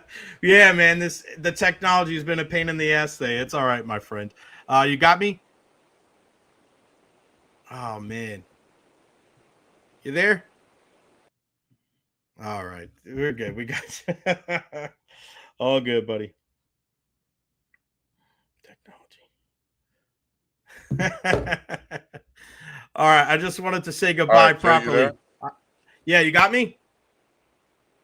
Yeah. So So what I'm gonna do is I'm gonna come on again, maybe next week, and I'll do it from.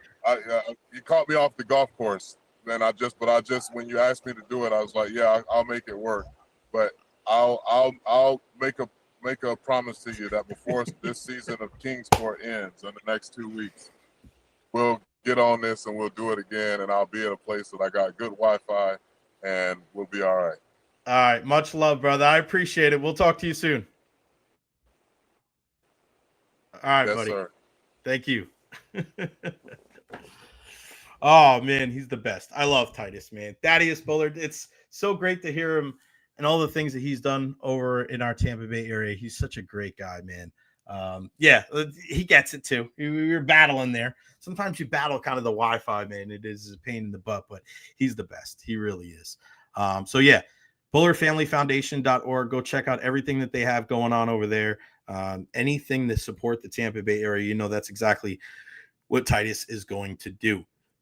Really, really. And again, get the book, Wrestling with Fatherhood, and There's No Such Thing as a Bad Kid. All right, let's go up to Pittsburgh. Talk to our guy, Tim Benz. He does it all up there. Chip Sports Live. I was on the podcast with him the other day talking. Hey, Tim, I'm sorry. I gave you some bad information. I thought Baker was going to play.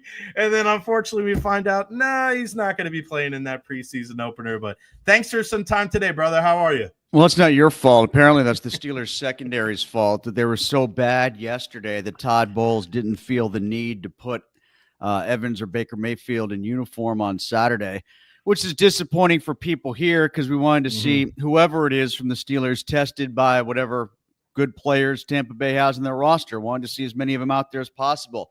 What Steeler fan amongst us didn't want another chance to boo Baker Mayfield? That's something everybody was rooting for. So, yeah, everybody's disappointed by that, but except for Tampa fans, I guess, because apparently that's an indication that they're happy with what they saw yesterday. And I'm sure Bowles knows that it's not just all about what they did. I'm sure he took into account who he was working against. Maybe a little bit alarming for Steelers fans. It should be, because I think we're vastly overrating what this defense is going to be. Yeah, it seems like, and that's what I wanted to ask you first, is if you look at paper, it's like, man, career resumes, this is a damn good defense, but it's not about career resumes. It's about what you could do in 2025. What do you make of this defense? Is there anything that you've seen or heard so far, anything quelching the fact that it could be an overrated team on that side of the ball? The defense looked great a lot of days in training camp, but then again, it's going against the Steelers' offense. So what does that tell you? Not very much. I do think that Ramsey is a different element. He's a new dynamic. The Steelers seem to be trying to balance out their coverage and rush a little bit more. Right. I think they're finally waking up to the fact that you can't count on a pass rush to get home all the time, to be the core and the crux of your defense with the way teams get rid of the ball so quickly and the way that they can take Watt out of a game. I think they finally woke up to that and admitted that that just can't be what their defense is 100% of the time. It's got to be about something else. The coverage has to hold up longer so the rush can get home and make the quarterbacks think in the pocket. There wasn't enough of that in recent years. So schematically, I like the fact that they're trying to diversify, but kind of to your point, do Super Bowl teams let cornerbacks like Darius Slay go for $3 million less than what he was making the previous year? Jalen Ramsey's been on 4 teams since 2019. His last year with the Jags, and then with the Dolphins, Rams, and with the Steelers, not necessarily in that order, but, that's all the teams he's been with since 2019. That's not because he's not a good player. I'm sure he's good, but, maybe it's the money, the cost. Is he worth dealing with? All these things come into play. And Alex Highsmith's hurt again with the same kind of injury he's always had. Can you count on TJ to be there for 17 games? No. Cam's going through the hold-in situation. There's a lot of reasons to believe that this defense might not be as good as what the Steelers want to be. Like Juan Thornhill, who's been here for 5.5 minutes, said that this is going to be the best defense potentially in the history of football. So I guess he's not weak on hyperbole. He'll fit right in here. And then Tomlin had and remember, Thornhill said that on the day they reported for camp. Okay, so like he hadn't even fully practiced in pads with him yet. And Tomlin had an opportunity to quell that when he went on the flagship station and was asked about those comments, and he said he didn't cool it off at all. He didn't throw any water on it at all. He said, we have a chance to be historic if we do things right. He should know about history. He had some history-making defenses in 2008 and 2010. I don't think this defense could hold a candle to those guys. What about Larry Foote would know a little something about those defenses.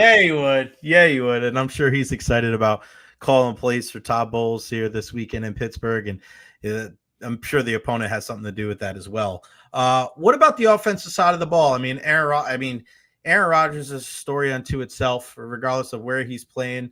Obviously, this is the most known commodity, I guess, since Big Ben, right? I mean, this is a guy that's going to be a first ballot Hall of Famer one day. But how do you think this whole thing works with the offense? And it's a little bit of a different look, but again, is it more of, hey, the names on the paper excite you more than actual what the production's going to be? I was just going to say Russell Wilson was pretty known too. Yeah, that's true. That's true. You know, he just was what Justin Fields was known.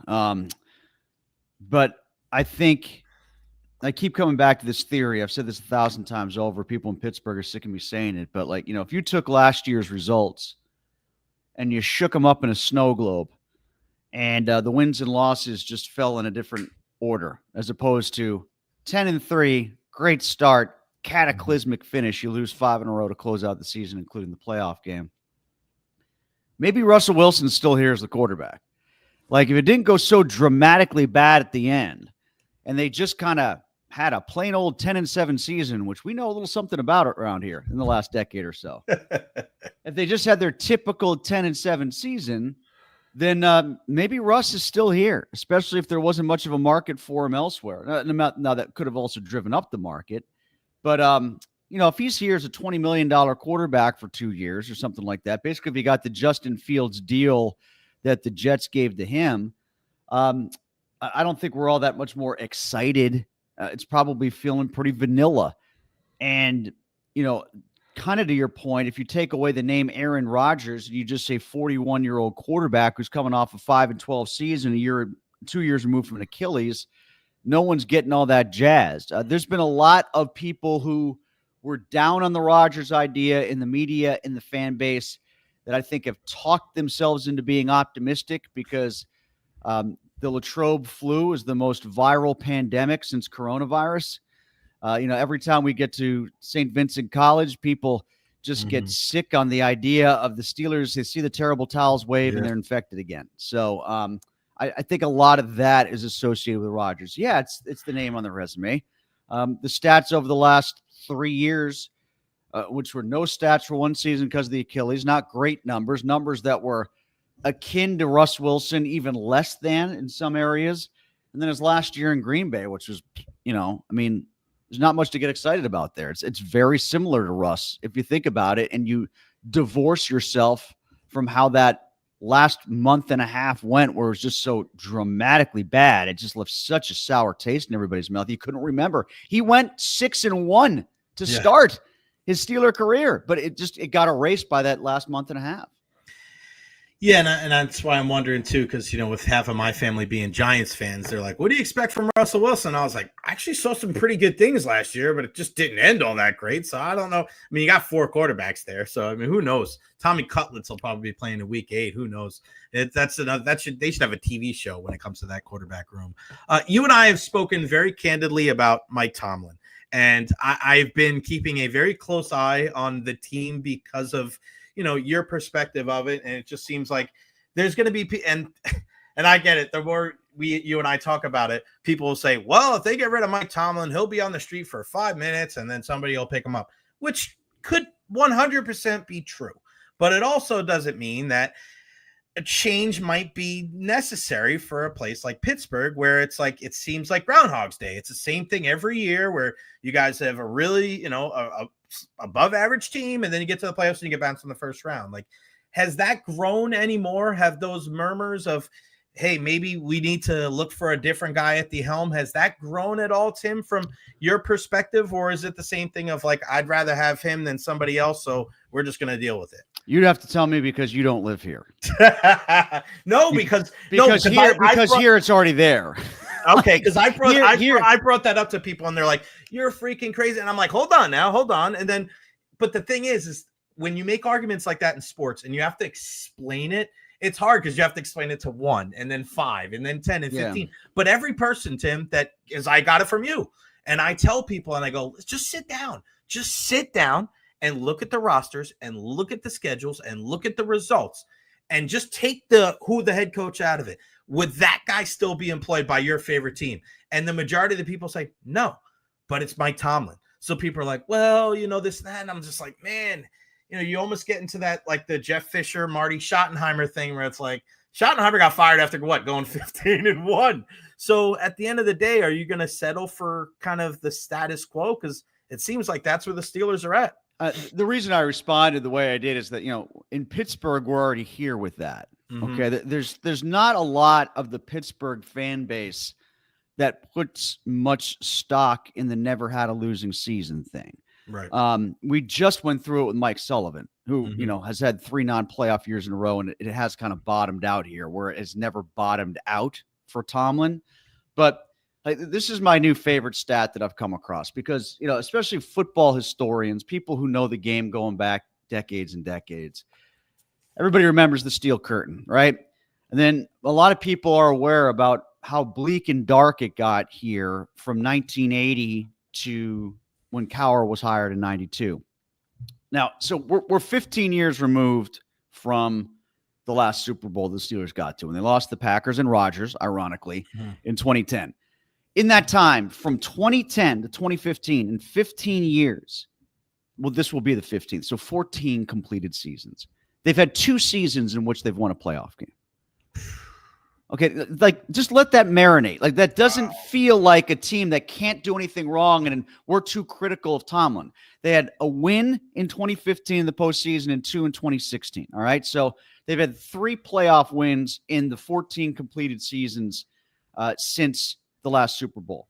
If you go back to that bleak era between 1980, after the last, Steel Curtain team won in Super Bowl 14, and you take it all the way up to the year where they got to the Super Bowl in Super Bowl 30, which is now 30 years removed from that, they had 5 wins. Despite it being the end of the Knoll era, the Cowher playoff disappointments early in his career that everybody sort of chronicles and remembers, they still managed 5 playoff wins, despite the fact that they had a 5-11 season baked in there, 6-10 and 7-9.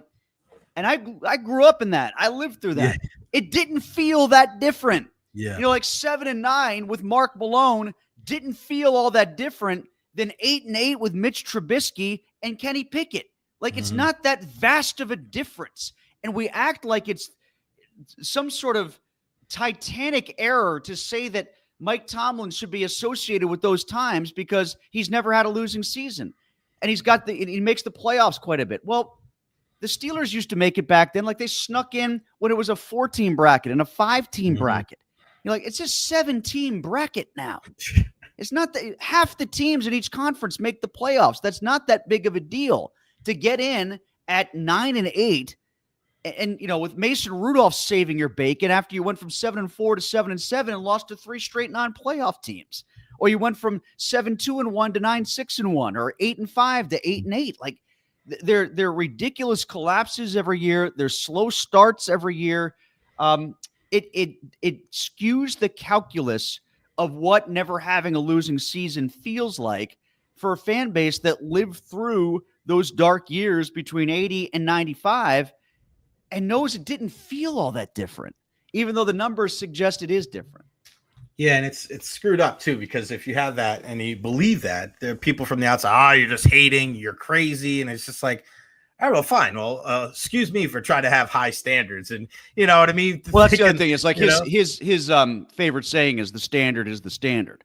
They've literally got that hammered into the wall at the building. All right, it's emblazoned in some sort of steel writing on the wall. So it's like a model that they put up on it as you enter into the stadium or enter into the practice field. I can't remember if it's on the south side or if it's at Acrisure, but it says the standard is the standard. Well, the standard has become very standard around here. The standard is 9 or 10 wins. You might get in as the last wild card team in, that you get your doors blown off in Kansas City, Buffalo, or Baltimore. That's what happens every year. So what's the standard now in Pittsburgh, right? For many years, you looked at the Pens, led the way by Crosby and Malkin and Letang, and what you've had in net with Flower, and it's kind of crazy that he's finally hanging him up after all these years. And then the Steelers with how, what they've done. I mean, what is the state of sports in the city of Pittsburgh right now? It needs a boost. Yeah, I mean, it kind of feels like the 80s again, where nothing was going right. I don't know. Can the Pens rig another lottery? I mean, can the Pens win another lottery? Go get somebody. No, I'm joking. I mean, it would be great if they got McKenna. He's playing right up the road at Penn State. Cool, that would certainly help things, but you can't bank on winning a lottery. As a Knicks fan, yeah, sure as hell can. Freeze another envelope, right? It's hockey. You should be able to freeze something. Or Why not? How many ping pong balls did they really get when they had Crosby? Exactly. I don't know. Like it's going to take something like that. Next year, the draft is in Pittsburgh for the NFL. And they've got a ton of picks. They got like 12 picks. So they should have some maneuverability to get up in the draft and get a quarterback. But, if they do what they always do and finish 9-8, how far up can you really move? I know Kansas City did it the one year to get Mahomes, but maybe they can figure it out. Let's see how deep the quarterback class really is. Let's see how many of these kids really come out. But, that would give people a jolt here. There was a lot of skepticism about Pickett when he first came. A lot of people thought it was the ghost of Dan Marino, and maybe it was. And then on the Pirates end, nothing's going to fix the Pirates. Paul Skeens can't fix the Pirates. Yeah. The only thing that would fix the Pirates is a sale to somebody who's got billions and billions of dollars and doesn't care about having a plaything that loses money. That doesn't need another yacht. They can get something else that has not depreciating value, but it's never going to live up to the money that you sink into it to succeed, because that's not where Nutting's head is. And, the next really dark day in Pittsburgh is going to come probably in about 2 years when Skeens is awarded his arbitration and they decide to get rid of him. Yeah, when he's traded to the Dodgers or the Yankees or the Red Sox, and for $30 million. Yeah, and it sucks. Before I let you go, just give me your perspective on the Buccaneers, man. I gave you mine when I joined you on your pod the other day. Just from what you've seen and what you've heard, what is your thoughts on the Bucs and kind of where they stack up in the NFC? Yeah, I guess, maybe I'm predisposed to be more of a Baker fan than I should be, because I just think every time he does something good, somebody in Cleveland cries. So like that, that's not wrong. You're not wrong. I think that you can't separate the analysis of who they are from the division in which they play. I mean, I think both South divisions, struggle right now, and the Bucs are the best of the bunch there. I think their mix is pretty good. I do like them to win the division again. What kind of noise can they make in the playoffs beyond that? I don't know. Are they sort of in that same nebulous world that the Steelers are in, where the Steelers aren't going to win their division, but they could get in as a wild card? Then you just kind of hope for the first round playoff upset, or does Tampa get a good matchup in the first round that they can win in advance? Then maybe their upset comes in the second round. I don't know, but I do like them to win the division. I like seeing Baker get everything out of himself that he can. I like the receivers. I agree with what you said about Ibuka. A lot of people in Pittsburgh wanted him. If they went wide receiver, they didn't. They had to go D-line, whether it was with him or any other receiver. So I guess it made sense in the end, but I think he was a really good pick. I like the center. I studied up on him a little bit and just thought the Steelers never had a chance to get him. They got their guy in the second round 2 years ago. There's plenty to like about the Bucs, especially in the division that they play in. And then you see what happens in the playoffs. You see what your draw is. No doubt about it, man. Make sure you guys check out our guy, Tim Benz PGH on Twitter /X, Breakfast with Benz, Trib Sports, Fox Sports. He does it all, man, up there in Pittsburgh. Tim, always a pleasure, man. Thank you so much for your insight. And next time we talk, we'll probably talk some hockey. Who the hell knows, man? We'll see what happens. You never know what happens with the Lightning and the Penguins. I, for one, hope that McKenna stays home, because Penguins are just one of those markets where when hockey's good there, I feel like it's a different kind of. I don't like the Flyers. Now, when you say, I was just going to say, when you say stay home, they're like halfway between. He's halfway between Philadelphia and Pittsburgh. So yeah, go with you guys. I don't know if I had to pick one of the two. I'm definitely picking the Penguins over the Flyers. That's not even close. It is what it is. I mean, listen, Crosby scored, and I was a kid that grew up as a Ranger fan growing up. Crosby always got his fair share over Lundqvist, but there was just something about the Flyers, man, and Philly. I just could not root for them. Not Well, now that those guys are all getting paid, you can easily make the argument that the best pro team in Pennsylvania might just be Penn State hockey this year. You got that right, my friend. Tim Benz, the one and only. I appreciate you, brother. Talk soon. Yeah, you got it. Anytime. Thanks, pal. The great Tim Benz. Tim Benz PGH. Go check him out, man. He does such a great job. And the one thing I love about him is, man, he's just not saying what everybody else is saying, right? He does his homework and he knows his stuff. All right, guys. Really, really fun show today. And, Titus just texted me. All good, buddy. Thank you. He's such a good guy, man. Titus O'Neil. So we'll do it again soon. We'll get when we get some better whiffy. All right.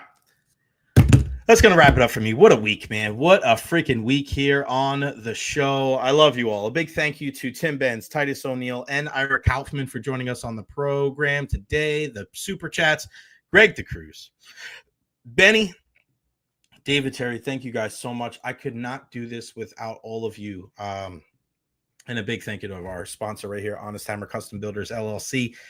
813-244-0956. There's the QR code. Scan it right there. Again, any residential or commercial needs that you have, give them a shout, and they'll be able to help you out. And, if you give them a call, again, 813-244-0956, tell them that you heard it right here on the Recher podcast. You'll get a discount. You can't beat that. All right, Buccaneers in action Saturday night against the Pittsburgh Steelers. Of course, Monday, we will be live at noon at 12:30. Ian Beckles will join me as well with more of the starters starting. Maybe he'll have more of feedback on the game or so. But you know him. He doesn't put a lot of stock into the preseason game, but it's a lot of fun as well. More irons in the fire when it comes to guests next week. We're inching closer to football season and hockey season, and yeah, I'm just very excited and very thankful for everybody that has supported us here on the show. All right, follow me at JRetro on all social media platforms, Facebook, YouTube, Twitter, Twitch, TikTok, Instagram. We're over 1,700 subscribers on YouTube. Let's keep that baby going. We want to try to get up to 2,000, but we can't do it without you. Everybody have a safe, a happy, and a healthy weekend. We'll see you on Monday at noon right here on the JRetro podcast. I'm gone.